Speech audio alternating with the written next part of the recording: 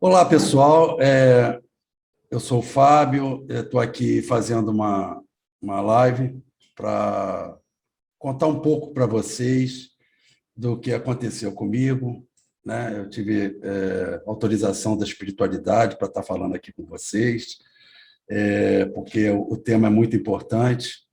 Eu fui acometido do Covid-19 e no dia 25 de julho, entendeu? E a partir daí, eu tive algumas revelações que são muito importantes, que eu queria passar para vocês.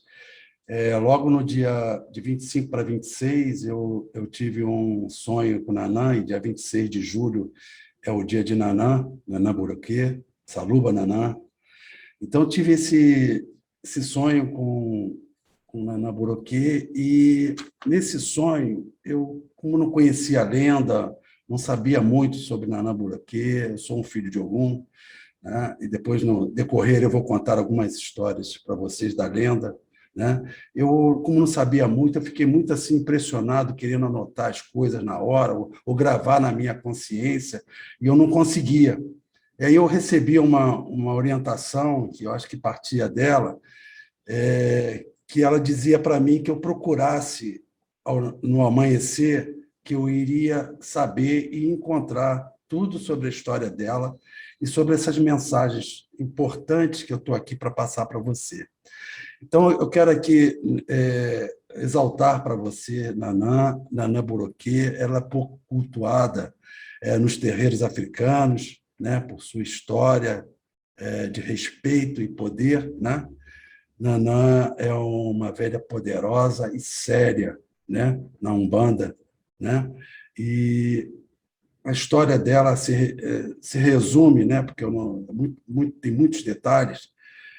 Antes do mundo existir, Olorum enviou Oxalá e Nanã para juntos formarem toda a natureza, tudo na Terra. Nanã veio como esposa de Oxalá, e todas as forças e os mistérios da natureza foram dadas a Oxalá, e Oxalá criou o mundo. A Nanã foi dado um mistério, o mistério da vida, ou seja, da passagem da vida para a morte. E esse mistério tratava do portal entre a vida e a morte, onde todos os seres vivos vão precisar passar. Todos nós passaremos. E Oxalá, como Senhor da criação do mundo, insistiu em saber qual seria esse mistério tão importante que tinha sido dado por Olorum a Nanã Buroquê. E se propôs a procurar e descobrir nas roupas de Nanã os mistérios que eram relacionados principalmente com os eguns, né? E Oxalá tanto procurou, né, que ele acabou descobrindo quais seriam os segredos de Nanã. Então, Nanã, muito poderosa, passou a se desentender com Oxalá, e ela ficou muito aborrecida com tudo isso que aconteceu, porque era um segredo dado por Olorum para ela, né? Nanã é uma orixá séria, poderosa, né?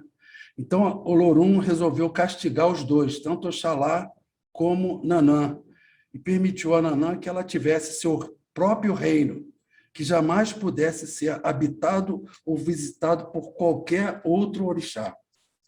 Os orixás se reuniram, então, junto com Nanã, para decidir quem seria aquele que seria o comandante de todos os orixás, né?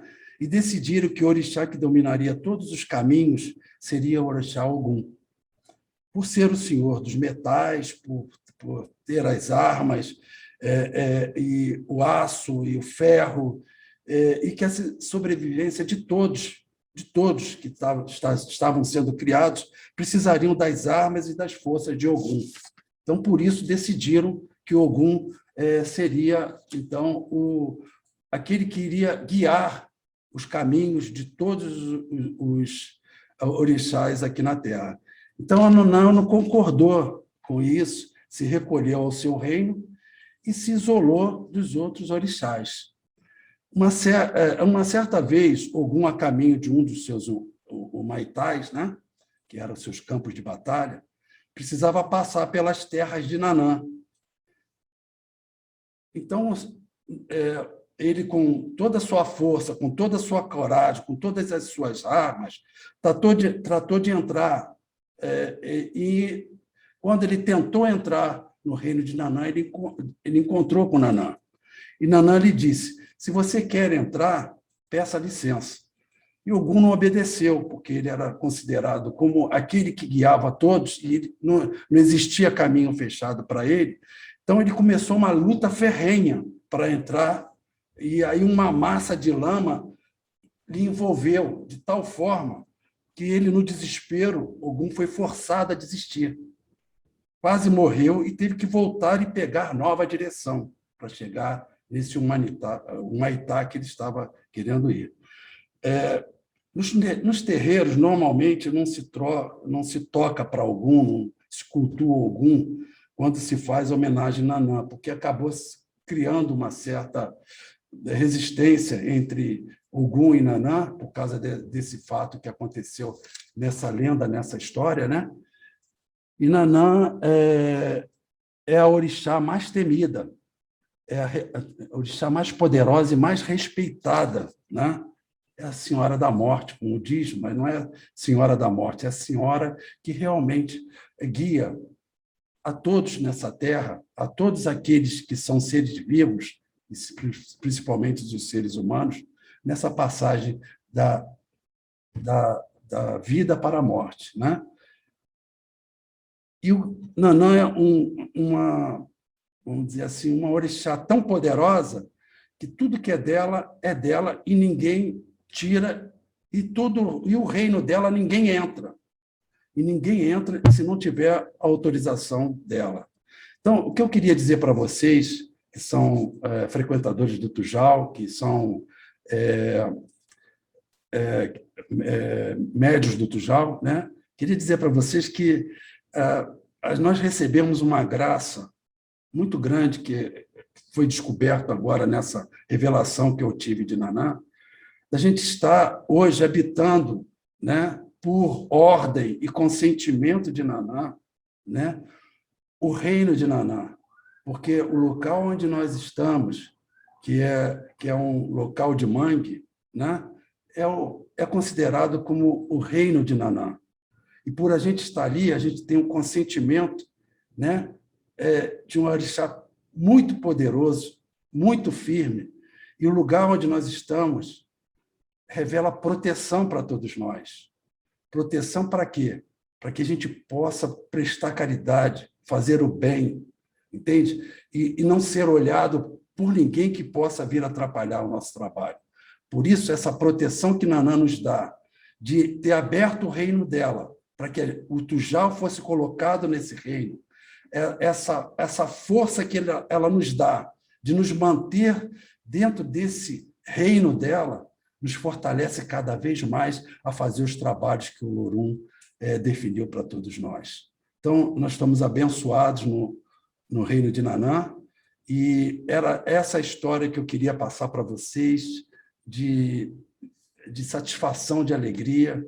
Eu tive essa revelação, no dia seguinte eu tive uma outra revelação muito importante para mim, uma visita de uma equipe espiritual muito grande, muito forte, onde, inclusive, o doutor Bartolomeu Aguiar estava presente também.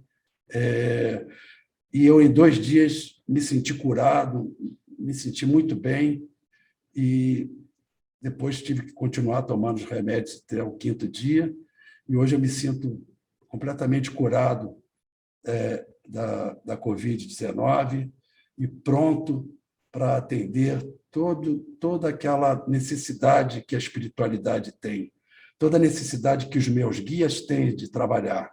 Eu estou me colocando à disposição. Muito tempo eu perdi, que eu poderia ter aproveitado mais, fazendo com que meus guias pudessem trabalhar comigo. E agora eles estão aflorando. E eu estou sentindo cada vez mais satisfação com isso. essa ligação nossa com nossos guias trabalhadores e dos nossos guias trabalhadores conosco é muito importante. Nós temos que valorizar muito isso, porque isso é a espiritualidade que aflora em todos nós, que nós temos que fazer de coração.